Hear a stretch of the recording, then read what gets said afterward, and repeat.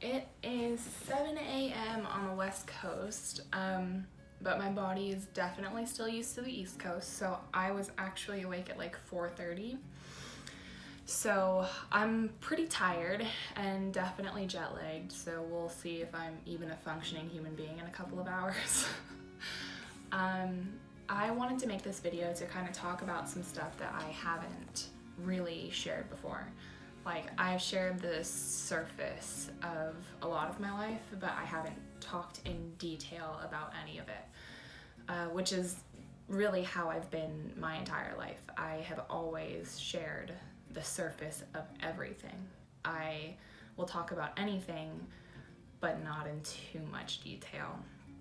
Now is a good time to change that. It's a new year. I have an opportunity to change the way that I approach things, and that's really what this video is about.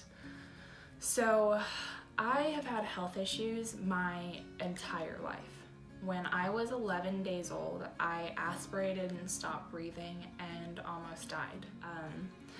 I was diagnosed with acid reflux really early, which is what caused that. It was so severe that I don't remember a time when I didn't have stomach issues, because obviously if that started at 11 days old, I don't have memories before that, and it probably started before that episode. So I dealt with having to alter the way I did things really young, and it didn't bother me then. I was diagnosed with asthma when I was 2 or 3, and again, it was really severe.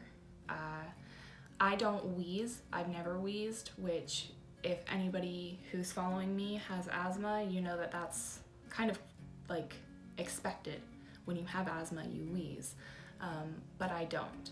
So that's why it went undiagnosed for so long. And when it was finally diagnosed, my doctors were really mad at my mom, because they were like, why didn't you see this? Why didn't you bring her in sooner? And mom's like, she's had a cough, that's it.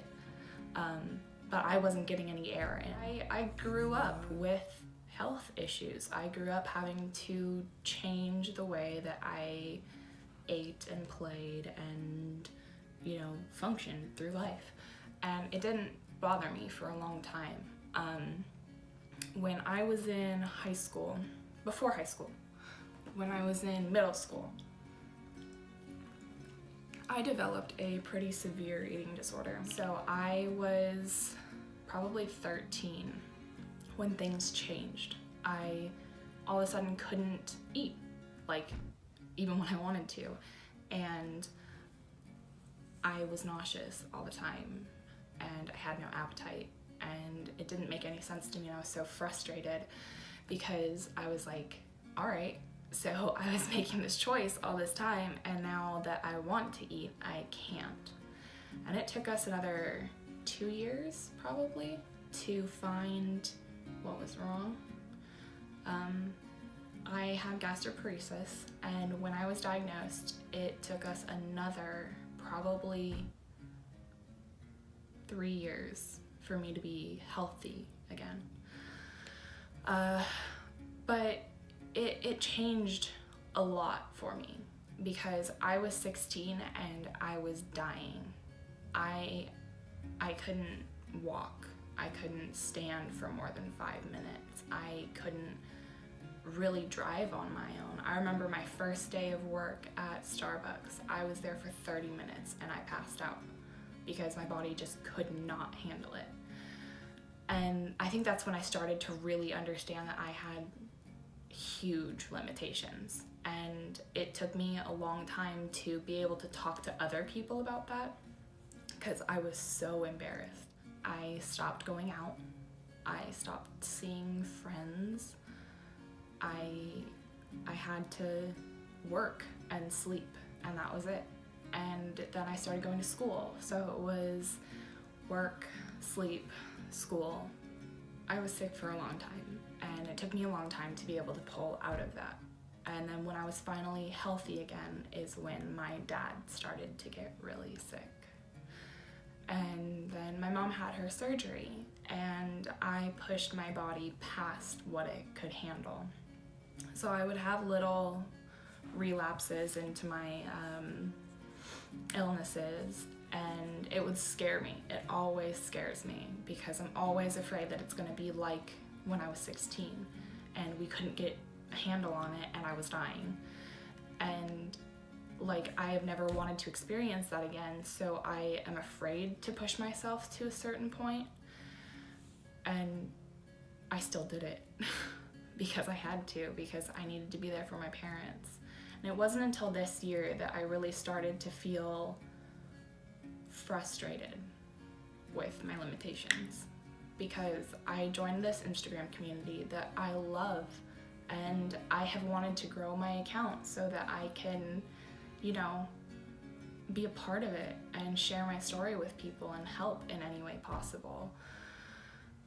But I felt like a prisoner in my body. Like, my limitations, my physical limitations are stopping me from doing certain things.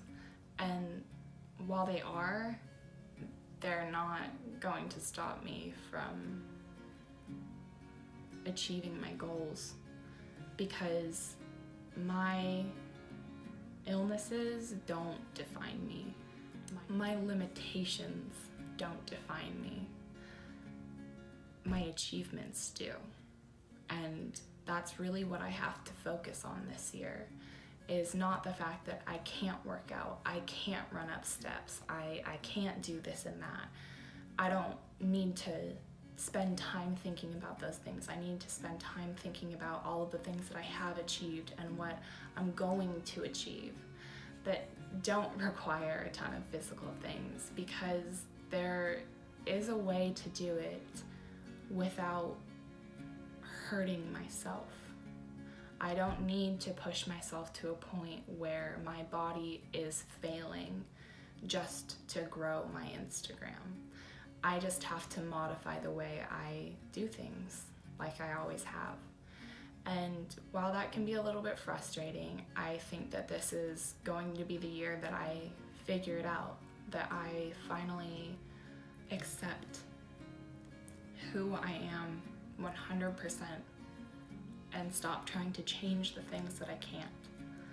I think it's great to change the things that we can, that we want to, but I have to accept that I am who I am, and I may not fit in with everyone. I may be a little different and a little hard to handle, but I'm going to help someone out there. And even if one person feels uplifted to love themselves wholly by my story, that's enough for me. So I hope you all had a great new year, and I hope you have like all your goals set out for this year and that you work on achieving them, because it is so important to keep growing and pushing ourselves to be a better version of who we are.